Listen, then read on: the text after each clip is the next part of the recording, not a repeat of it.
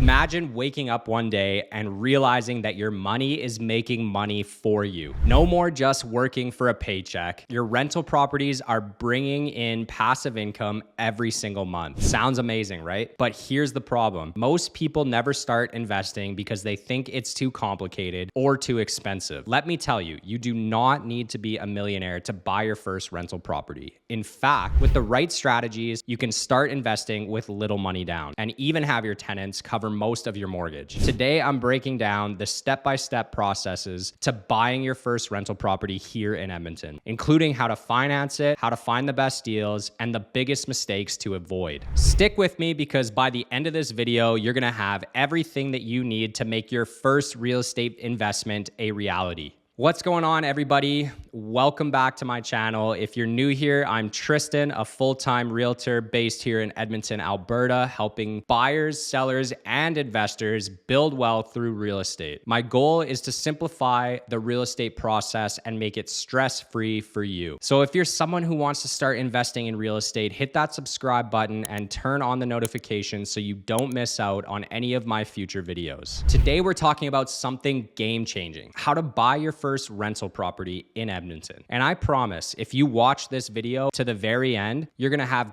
a clear, actionable plan to start your investing journey today. Alrighty, so let's get into it. Now, here's the deal. If you skip this video or bounce out early, you're gonna miss out on some critical steps that can make or break your first investment. I'm going to cover everything step by step, including the smartest ways to finance your first rental, even if you don't have that huge down payment, how to find the best deals and avoid bad investments, and a simple formula to analyze your rental property and make sure that it actually makes you money. The biggest beginner mistake that costs investors thousands and how to avoid them. So stay locked in because every piece of this video builds on the last. By the end, you'll have all the tools you need to confidently buy your first rental property the right way. Okay, so let's jump in. The first thing you need to do is define your investment strategy. Before you even think about browsing active listings, it's critical to have a clear, well-defined investment strategy. Real estate isn't a one-size-fits-all game. Your approach should be tailored to your financial goals, risk tolerance, and investment horizon. The two primary strategies most investors focus on are cash flow and appreciation, although a hybrid approach can sometimes work as well. So let's break these down in details. If your goal is to generate steady monthly income, then cash flow investing is the way to go. This strategy involves purchasing properties where rental income significantly exceeds the monthly expenses, allowing you to pocket the difference as profit. Why is cash flow so important? Because it provides financial stability and predictable income, regardless of market fluctuations. It reduces reliance on employment income, paving the way for financial independence. Properties that cash flow well are less risky as they can withstand market downturns more easily. Some key metrics to evaluate cash flow properties are the rent to price ratio, otherwise known as the 1% rule. Ideally, monthly rent should be at least 1% of the property's purchase price. For example, a $300,000 property should generate at least $3,000 per month in rent to meet this benchmark. To calculate your cash flow, you need to take your total rent and you need to subtract all your monthly expenses: mortgage, taxes, insurance, maintenance, property management, and that's going to give you your net cash flow. Another good metric is cap rate. The higher the cap rate, the better. Look for properties with at least a 5 to 7% cap rate in strong rental markets. Some of the best property types for cash flow are duplexes, triplexes, and fourplexes. Multiple units allow you to diversify your rental income streams, which is reducing your risk. A single family home with a separate basement suite increases rental income potential. More doors under one roof often mean better economies of scale. Some of the best neighborhoods in Edmonton for cash flow are neighborhoods like Mill Woods, which offers affordable housing with strong rental demand. Killarney and North Edmonton, you're gonna see lower purchase prices, solid rental markets. Clairview and Belmont,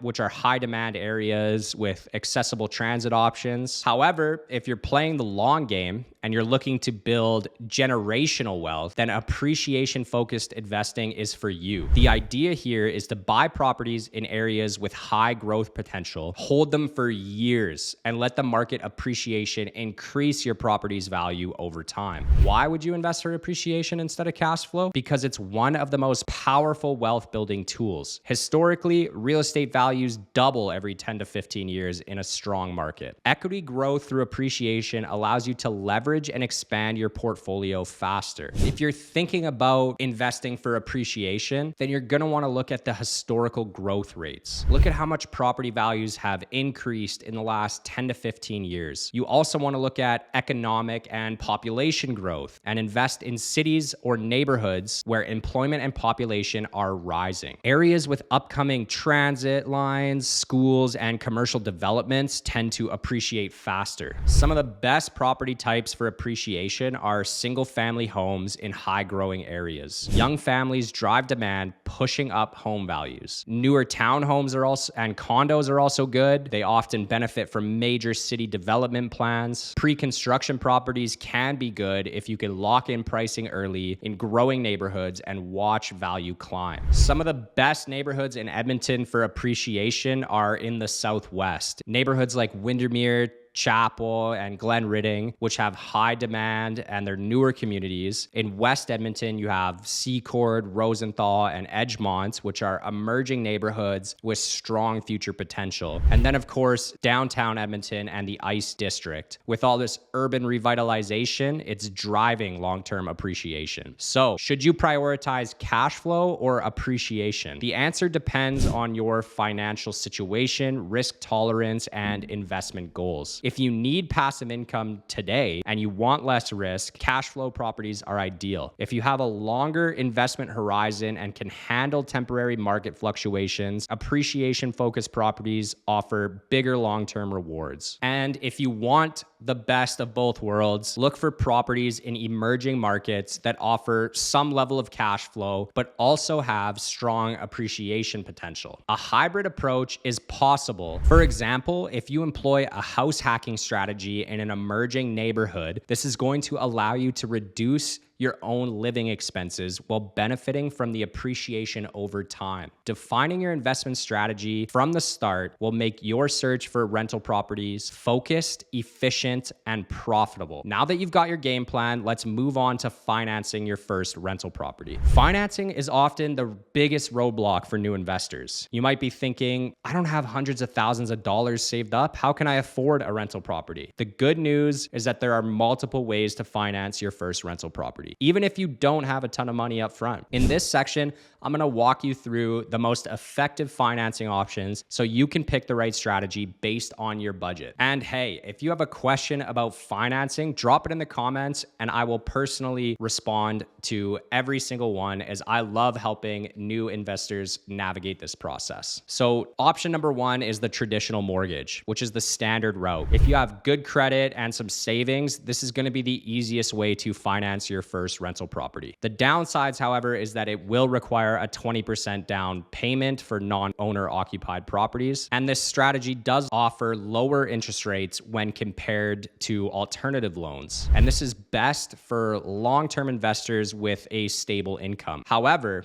20% down on a $400,000 property is $80,000, which isn't exactly pocket change. If that number seems intimidating, don't worry, we have other options below. And I have a question. Would you rather save for a larger down payment or find a more creative way to invest with less money? Let me know in the comments. Strategy number two is going to be house hacking, which is the smartest way for first-time investors if you're just getting started and want a low-cost way to invest. House hacking is a game changer. The idea is that you buy a duplex, a triplex, or a home with a legal basement suite. You live in one unit and you rent out the others to cover your mortgage. And since you're living on the property, you can qualify for a lower down payment, as little as 5%. So think about it. Your tenants are gonna help you pay your mortgage while you build equity in the property. This is one of the fastest ways to become an investor without needing huge amounts of capital up front. Even if you don't want roommates, you can buy a home with a separate basement suite and rent it out while keeping your privacy. Strategy number 3 is the BRRRR method. Buy, renovate, rent, refinance, and repeat. The BRRRR strategy is a powerful way to scale quickly. If you're serious about building your rental portfolio, here's how it works. You want to buy a distressed property at a discount. You want to renovate it to increase its value, and then you want to rent it out to create consistent cash flow, refinance the property,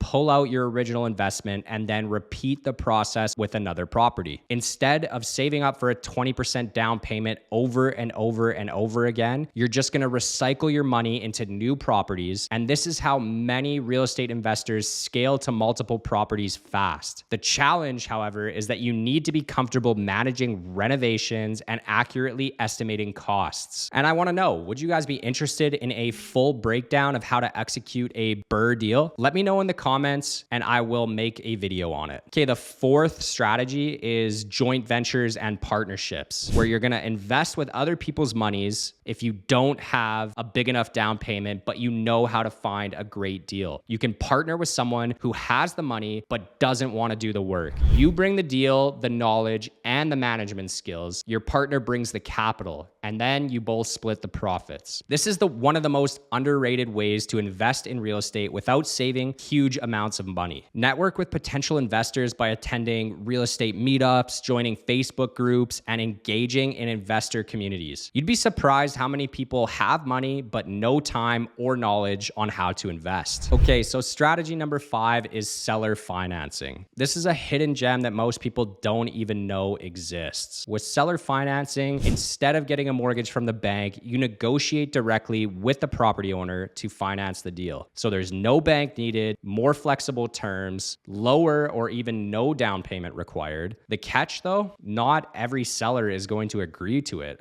Hardly any will, in fact, but it's always worth asking, especially if they want to sell quickly or are struggling to find buyers. So you're going to want to look for properties that have been sitting on the market for a long time, because these sellers might be more open to creative financing. Regardless of which financing method you choose, your ability to borrow money matters. Here are 3 ways that you can boost your borrowing power. Increase your credit score. Aim for at least 720 to get the best mortgage rates. Lower your debt to income ratio. Pay off high interest debt to improve loan eligibility. Show rental income on your taxes. Lenders love to see consistent rental income. Remember though, the better your finances, the more leverage that you're gonna have to secure better loans with lower interest rates. So there you have it, 5 different ways to finance your first rental property. If you have the savings and strong credit, go the traditional mortgage route. If you want to live for free, then house hacking is gonna be your best bet. And if you wanna scale your portfolio quickly, the BRRRR strategy is the way to go. If you're short on funds, find a joint venture partner or explore seller financing. Okay, so you got your investment strategy locked in, you got your financing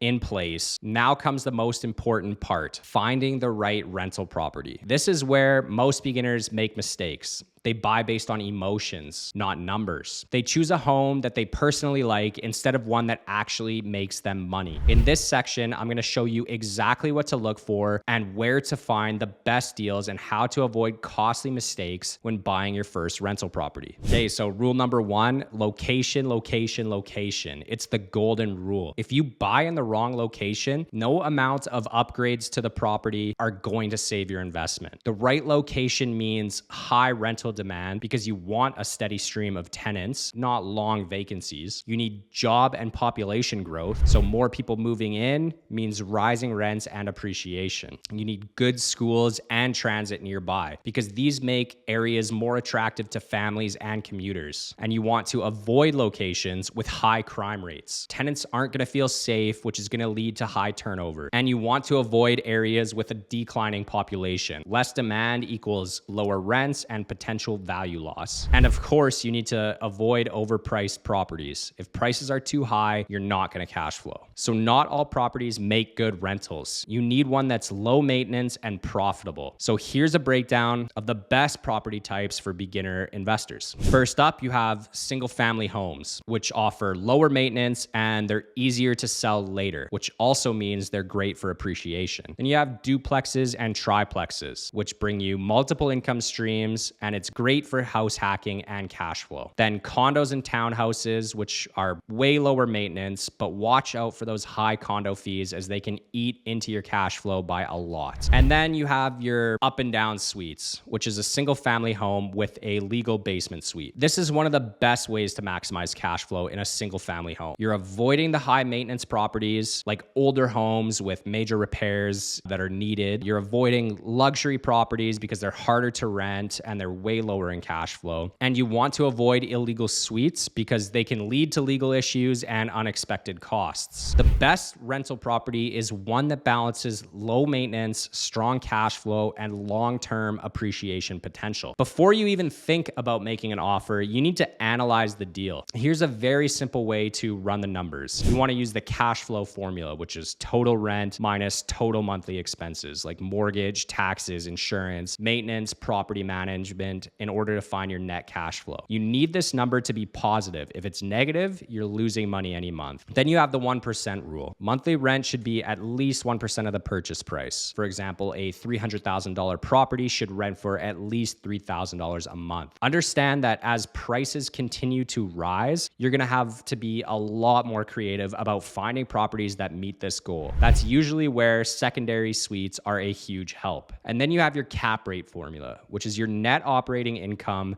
divided by your purchase price in order to give you cap rate. A good rental property should have a cap rate of at least 5 to 7%. I've developed a really great investment analysis tool that calculates all of this and so much more. So you can always bring a potential investment property to me and I'll be able to walk you through all the numbers. So how do you actually find a rental property that makes money? Here's what I like to look for. Under market valued properties. The best deals often need minor cosmetic updates. You want to find motivated sellers. Properties that have been sitting on the market for a long time may have more room to negotiate. You could also look at distressed sales like foreclosures, estate sales, and off-market deals because they can offer a steep discount, although foreclosures are a massive hassle to deal with. And usually you have to have an unconditional offer. You want to look for zoning for multiple units, a single family house that can be turned into a up and down suite or a duplex or a triplex to increase your rental income. And here are some common red flags to avoid. Overpriced listings is the biggest one. Always compare with recent sales to figure out if the property is priced competitively. Bad layouts as well. If a home has weird bedrooms, no storage, or a dysfunctional kitchen, renters aren't going to stay too long. And you need to avoid structural issues. These can cost you big in repairs and insurance premiums. Now that you know what to look for, where do you actually find good rental deals? Here are some of the best sources. Of course, you have the MLS listings, which are good for finding standard properties, but maybe not the best deals. You have off-market properties where you're finding these motivated sellers through direct mail, Facebook groups, or even just networking events. You can potentially find a great deal through a wholesaler because they sell properties under market value to investors. You can find deals in foreclosures and auctions, but they're often very high risk, but there is a potential for big discounts. You can go and network with investors and realtors at local events to hear about exclusive deals. The best deals often come before they even hit the market. So build relationships with realtors, wholesalers, and landlords to get inside access to new listings. If you take one thing from this whole video, let it be this. A great rental property is bought based on numbers and not emotions. Focus on high demand locations with strong cash flow. Choose low maintenance properties that are easy to rent out. Run the numbers carefully before making an offer and look for underpriced deals and motivated sellers in order to maximize your returns. Okay, so you've found a property that looks great on the surface, but does it actually make financial sense? Most beginner investors fail here because they don't analyze the numbers properly before buying. And obviously, you should never buy a rental property without first running a full investment analysis. Here are some key numbers to calculate. Number one is going to be cash flow, the same formula that I already mentioned. This is going to tell you if your property is actually going to make you money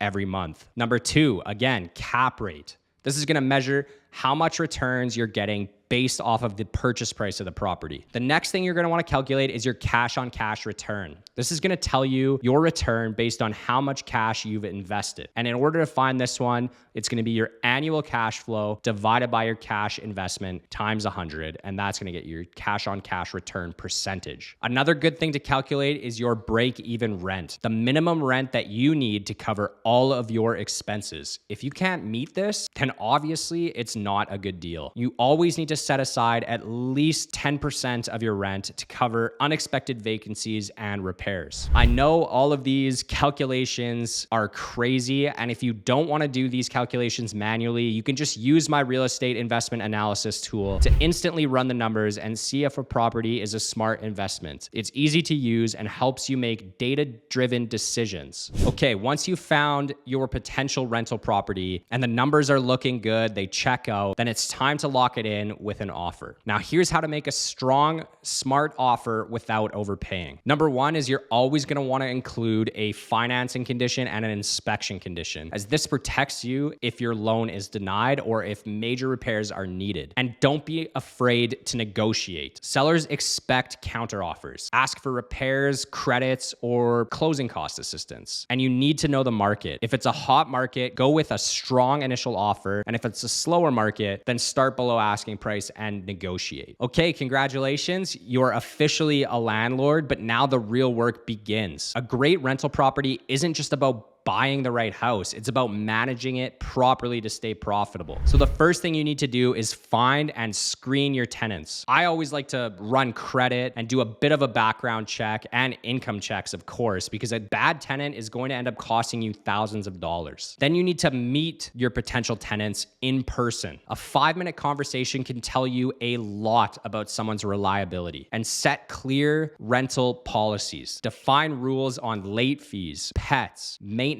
responsibilities. So this brings me to my next point. You need to decide if you're going to self-manage this property or hire a property manager. If you manage it yourself, you're more in control, but it's more hands-on. Or if you don't want to do all that, you can hire a property manager, which is going to be less stress for you, but it's going to increase your costs. And they typically cost around 10 to 15% of your monthly rent. So if you plan to self-manage, use property management software in order to automate rent collection, maintenance requests, and lease tracking. Buying your first rental property is just the beginning. If you want to build true financial freedom, you're going to need to scale up and keep growing your real estate portfolio. Leverage your equity to buy more properties. As your property increases in value, you can cash out through a HELOC or a cash out refinance and use that money for your next investment. After 2 to 3 years, you can often refinance and use this equity from your first property in order to buy a second one without even saving for another down payment. Or you could use the BRRRR strategy in order to scale a lot faster without needing more cash. And that's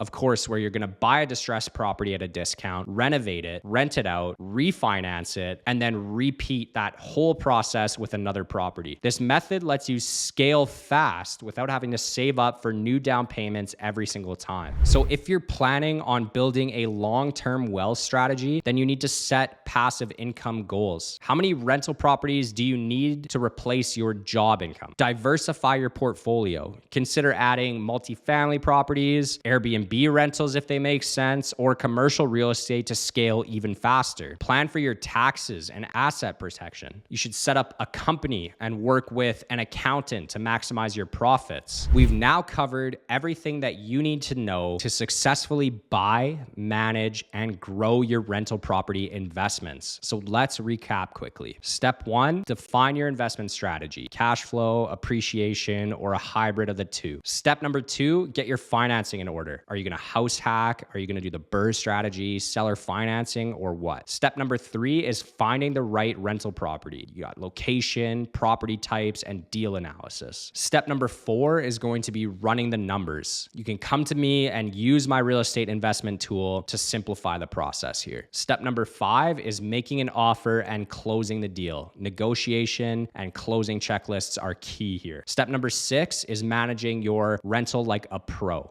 Tenant screening, self-management versus hiring. Step number 7 is scaling your portfolio and building your wealth. Which step do you feel most confident about? Which one do you need more help with? Let me know in the comments, and please don't forget to like, subscribe, and hit the notification bell for more real estate investing tips.